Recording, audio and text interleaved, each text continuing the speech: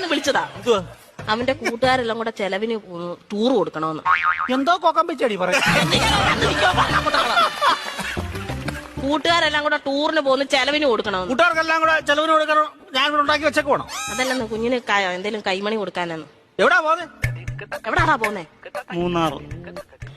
മൂന്നാറാ പോന്നെ. മൂന്നാർ എന്തോ കാണാൻ പോവാ അവൻ. ഇരിക്കാൻ പറ അവനോട്. മൂന്നാർ എന്തോ കാണാൻ പോവാടാ നീ. എന്നും ഞാൻ ഈ വീട്ടിൽ നിന്ന് 2 മരമോത്ത കാണുമല്ലോ. നാട്ടിൽ പോയി അവിടെ പോയി എല്ലാ ആൾക്കാരെയൊക്കെ കാണട്ടെ.